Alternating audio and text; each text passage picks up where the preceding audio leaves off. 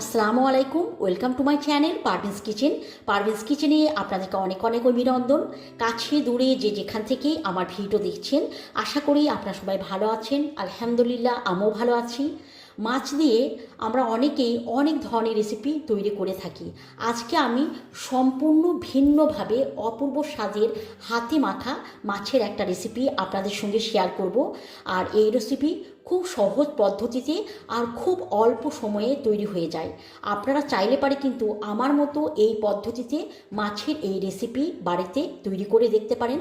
তাহলে বন্ধুরা, আজকের যে রেসিপিটা আমি আপনাদের সঙ্গে শেয়ার করব সেটা দেখার জন্য শেষ অবধি আমার পাশে থাকুন এবং প্রথম থেকে শেষ অবধি দেখে নিন কীভাবে মাছের এই রেসিপিটা আমি তৈরি করে নিলাম।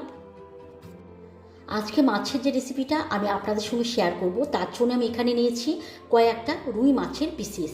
আমি কিন্তু এখানে রুই মাছ ইউজ করছি, আপনারা চাইলে পারে কিন্তু যে কোনো মাছ দিয়ে কিন্তু এই রেসিপিটা তৈরি করে নিতে পারেন। প্রথমে আমি এই মাছের মধ্যে দিয়ে দেবো আদা রসুন পেস্ট। বেশ খানিকটা আদা রসুন পেস্ট আমি এখানে দিয়ে দিলাম। তারপর এখানে আমি দিয়ে দেবো একটা বড় সাইজের পেঁয়াজ আমি পেস্ট করে নিয়েছি, সেটা আমি এখানে অ্যাড করে দেবো। তারপর এখানে আমি দিয়ে দেবো একটা টমেটো, ঠিক এইভাবে কিন্তু গোল গোল করে আমি কেটে নিয়েছি, এখানে আমি দিয়ে দিলাম।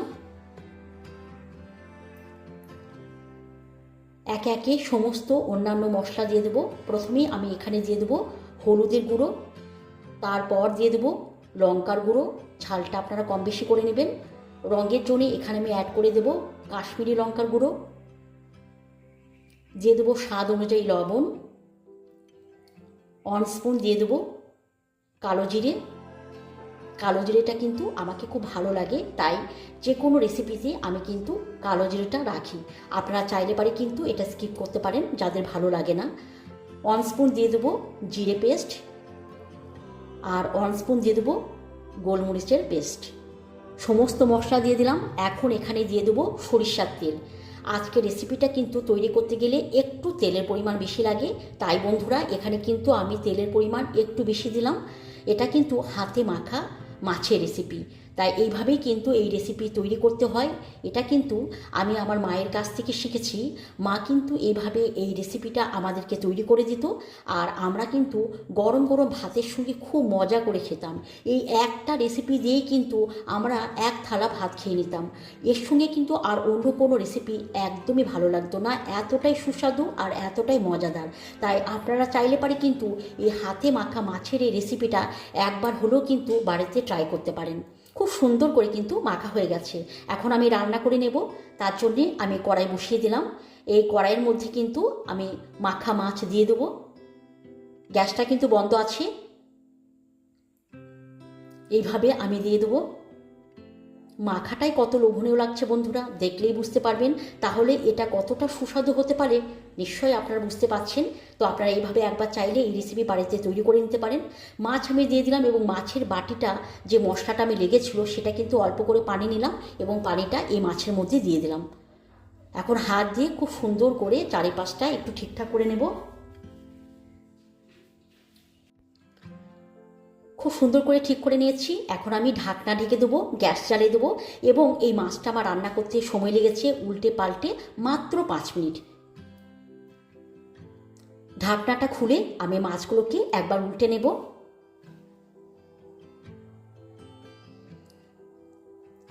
খুব অল্প সময়ে কিন্তু এই হাতে মাখা মাছ রান্না হয়ে যায়, আর খেতে কিন্তু অসাধারণ, গরম গরম ভাতের সঙ্গে জাস্ট জমে যাবে। তো আপনারা চাইলে পারে কিন্তু এই রেসিপি একবার হলেও বাড়িতে তৈরি করে নিতে পারেন। সমস্ত মাছ আমি উল্টে পাল্টে নিয়ে নিয়েছি।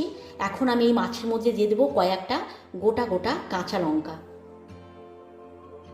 কাঁচা লঙ্কাগুলো আমি এইভাবে দিয়ে দেবো।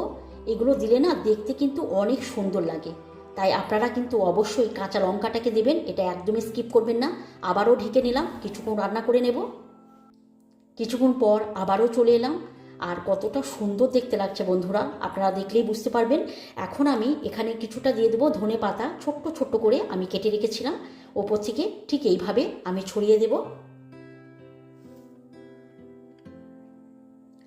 তারপর আমি আবারও কিন্তু ঢাকনা ঢেকে দেবো এবং একদম লো ফ্লেমে কিছুক্ষণ আমি মাছ আবারও রান্না করে নেব, যাতে ধনে পাতার গন্ধটা পুরো মাছের বা মশলার সঙ্গে মিশে যায়।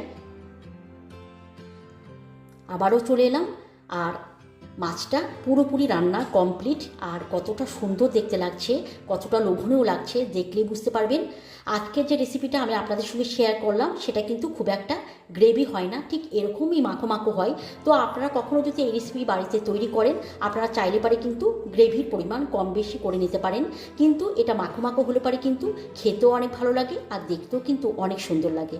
তাহলে বন্ধুরা আমি সার্ভ করে দেখাচ্ছি আজকের রেসিপি। তাহলে বন্ধুরা আপনাদেরকে কেমন লাগলো, আশা করি ভালো লেগেছে।